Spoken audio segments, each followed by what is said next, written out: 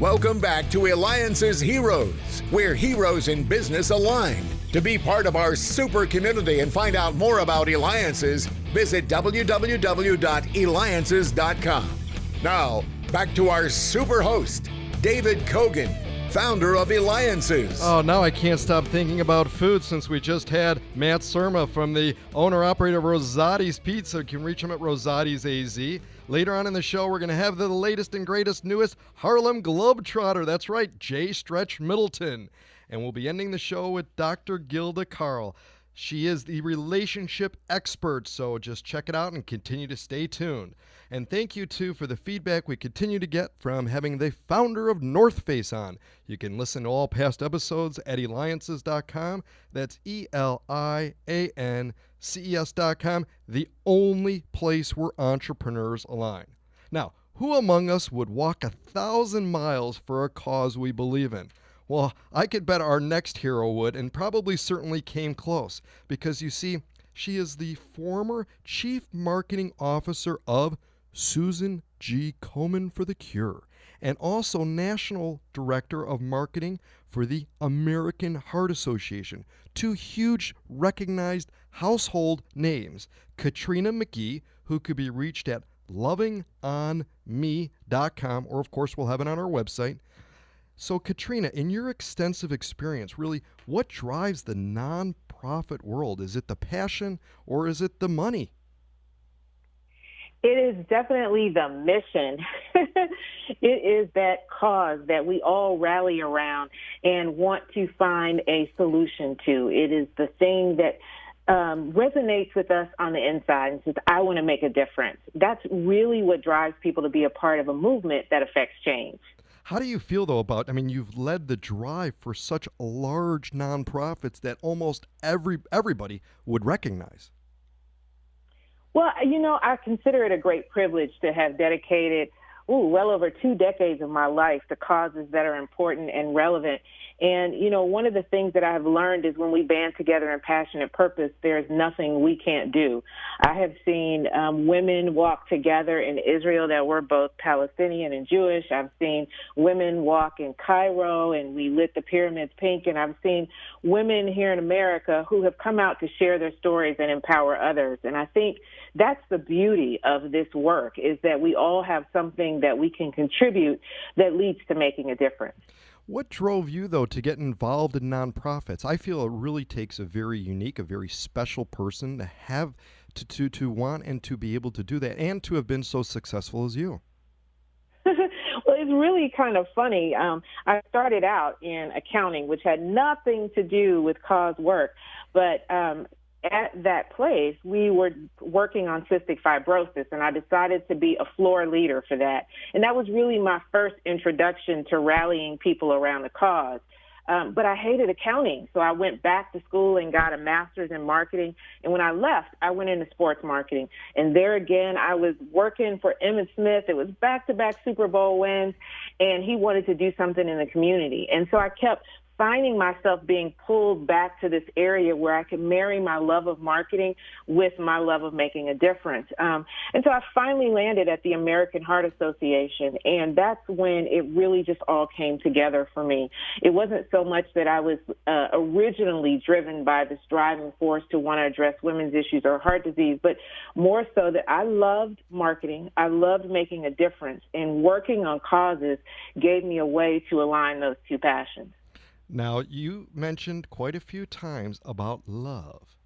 In fact, You're the author of the book, Loving on Me, and founder of the Loving on Me Academy. Now, tell us about this and what inspired you to get involved with being an author and also being the founder of an academy.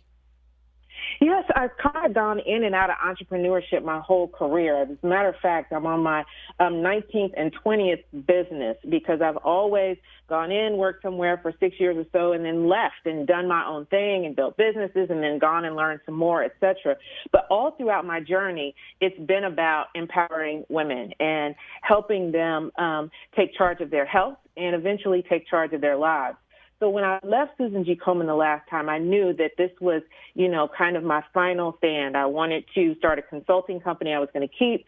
And then I also started this lifestyle brand to help women get in the driver's seat of their life, to learn how to lead in every aspect. And it was my passion for helping them you really take control and find the balance that they were seeking, learn how to create it, that led me to start the academy.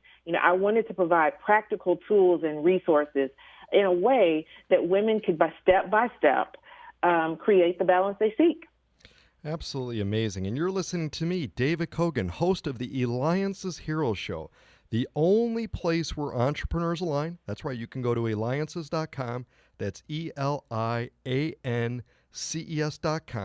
Because we're talking with Katrina McGhee. Yes, she was the top executive for two largest nonprofits in America, the Susan G. Komen for the Cure and the American Heart Association. She is the author of Loving on Me, and you could reach her at lovingonme.com or, of course, on our website at Eliances.com.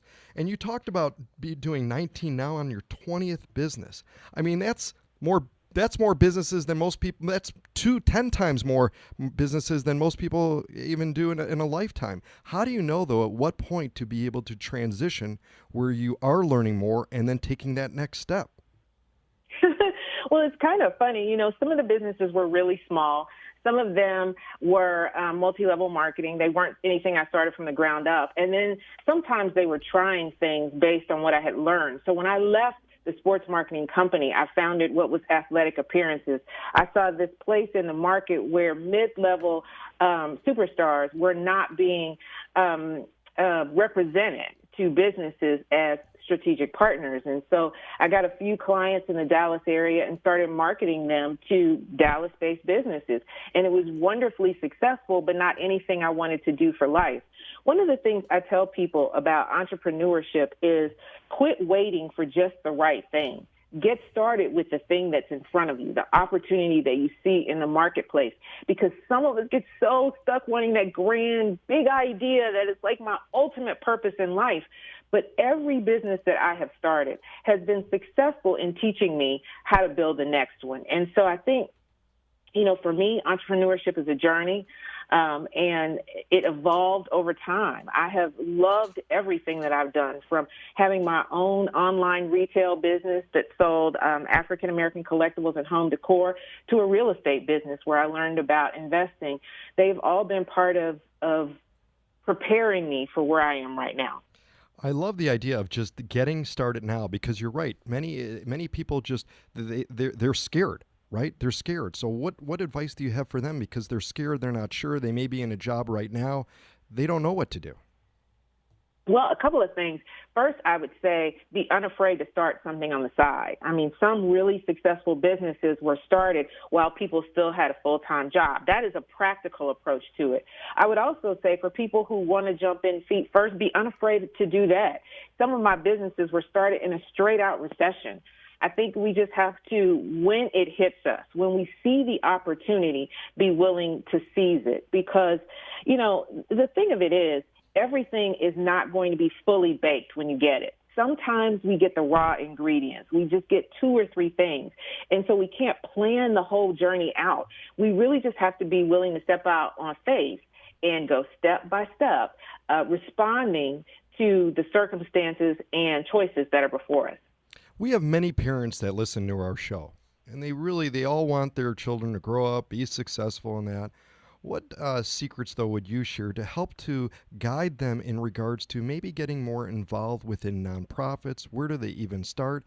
And also, how do they get their children motivated to be able to do a nonprofit where they they're not getting paid? Yeah, so I have a son. He's 29 now. He works in the business. And one of the first things that we did was grab an angel from the angel tree. I think compassion is something that really has to be taught and fostered. And so I made a commitment that we would always give to somebody who would never be able to give back to us. I wanted to teach him that even though he was extremely blessed, that the world wasn't all about him. So we started with Angel Tree, and I would take him with me to shop for a kid who was just about his age, something that we were going to give to somebody else. Then we moved to volunteering, something that we could do together. I didn't just send him. It was, whether it was at the food pantry, there's one that I love that we volunteer with every year, or it was the homeless shelter. It was the giving of not only our resources, but also our time, so that he could see, feel, and touch the needs that were in our community. Those two things really help a child understand how they can be a part of making a difference. And what I've found is that when you start and you do it as a family together first, it is a behavior that they repeat as they go throughout life. Absolutely amazing. Well, you started in accounting. 19 businesses later, you could reach Katrina McGhee at lovingonme.com. That's right. As she said, just get started. Helping to lead the charge for nonprofits and managing their message. Switching gears to understanding yourself and empower others to do the same. Katrina McGhee, you can reach her at lovingonme.com. And when we come up, Jay Stretch Middleton from the Harlem Globetrotters.